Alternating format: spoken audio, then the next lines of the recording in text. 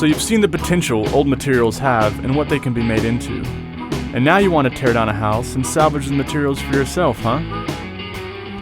Well, before you run in and start swinging and prying away, we here at Tiny Texas Houses want to offer some tips and advice before going into a salvage mining job. I was thinking, baby, baby, be my distraction.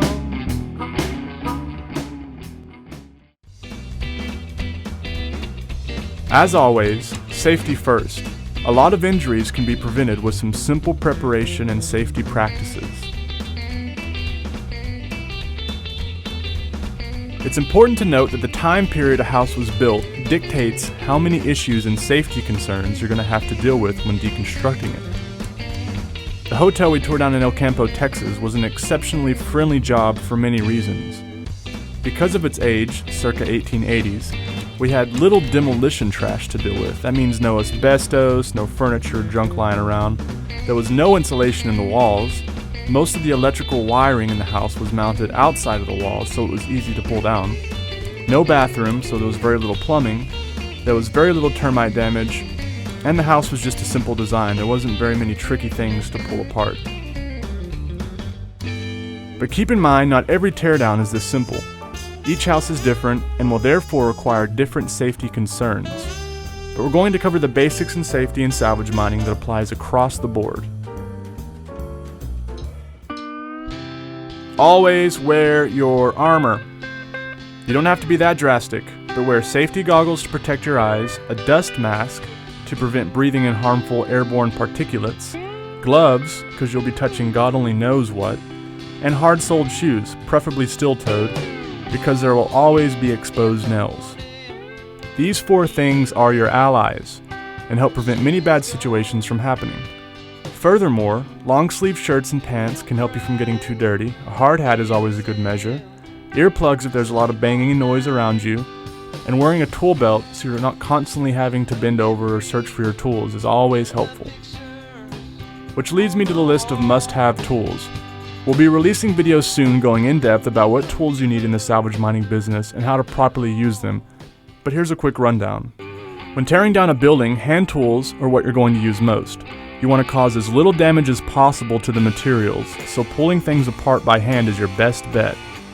The list of must-have tools include wrecking and pry bars. It's good to have various lengths of wrecking bars. Keeping a wonder bar around is handy, and nail pullers are essential. Hammers of varying sizes and designs. This includes a rip hammer and a sledgehammer. And other typical hand tools including screwdrivers, wire cutters, etc. As far as power tools goes, a reciprocating saw is good to have around if you need to make a fast cut, but it's one of the only power tools we use in salvage mining besides our denailing gun. Furthermore, Brad Cattell has designed what we call the Pure Salvage Skin Remover. This tool exponentially increases the efficiency of wall, skin, and floor removal. We actually custom build and sell this tool, so if you're interested, email heath@puresalvageliving.com and I'll be sure to set you up with one. Again, we'll expound upon proper tool usage when tearing down a house in the near future videos. But for now, back to safety. Always be mindful of your surroundings. In the demolition business, we tend to get excited and start tearing away like a madman, but simple mindfulness of the environment and the people around you makes a world of difference. Tim Auld explains. All right, so what we're going to go over now is crucial when you're doing a salvage expedition or any teardown. It's safety. Safety is huge. A nail in the foot, getting sick for months after a teardown is not a good thing, and no one wants to go through that. So what we're going to start with is things to protect yourself on a day-to-day, hour-by-hour basis. What those are going to consist of is safety glasses. They're huge. Not just, even if you're using a hammer and you're down on the ground looking, things, shards, metal, wood, they come flying all the time. Even with glasses, I've had stuff come through, so it's a must. Gloves as well. I like these gloves that have the rubber palms in them, and then they're breathable on the backside. Doesn't have to be any sort of popular brand, as well as dust masks. It doesn't matter if it's a 90-cent, piece of felt or if it's a $30, heavy-duty dust mask. It's all the same. With that, we're going to go into now cleaning up your messes. This gets left on the ground in the house. It's a bad day for somebody, and it happens all the time. We've all seen it happen around here. It's one of the biggest things you can do to make sure everyone has a good time and a good week.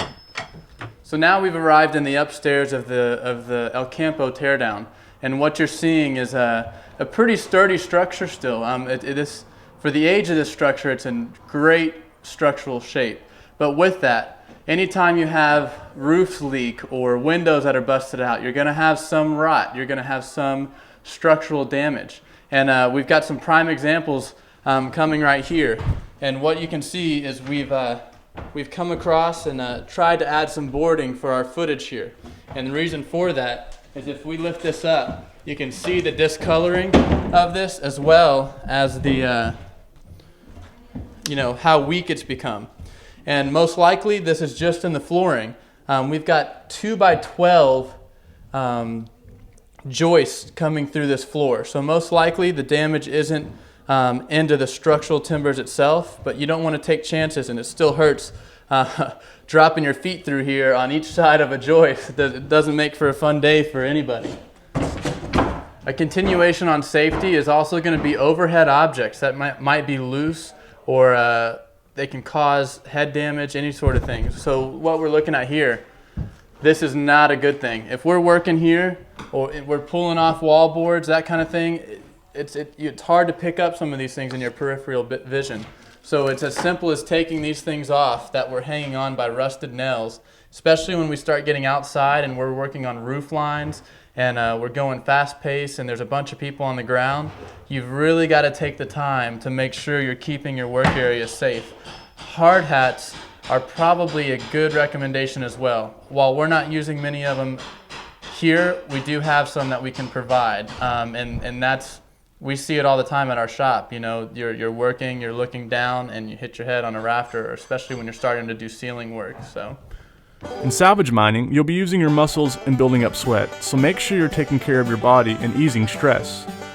You've heard it a million times: lift with your legs, not your back. This will prevent you from having backaches later. Never force things apart. You're going to come across a lot of stubborn nails when salvage mining. Here's a great example of a stubborn nail. support his head. That's so cool. That scene alone is oh shit. So upgrade the size of your tool, not the force of your pull. By using a bigger tool, you'll get better leverage on the nail and it will come out much easier. If you're crouching down a lot or close to the ground, use knee pads. They're much more comfortable.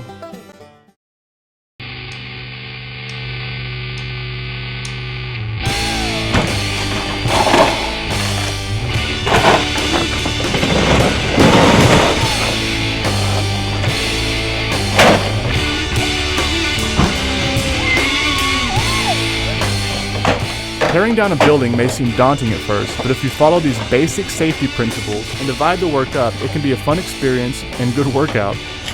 A lot of salvage mining is common sense. You're going to go into a building and rather quickly understand what has to be done to get it taken down. We'll be explaining each step we took when we deconstructed the El Campo Hotel in future videos, so stay tuned.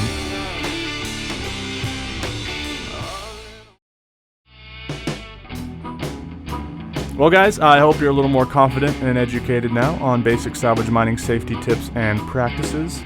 Remember, always be mindful. Tearing down a building isn't rocket science, and things can go smoothly if you just think it through and be mindful of your surroundings.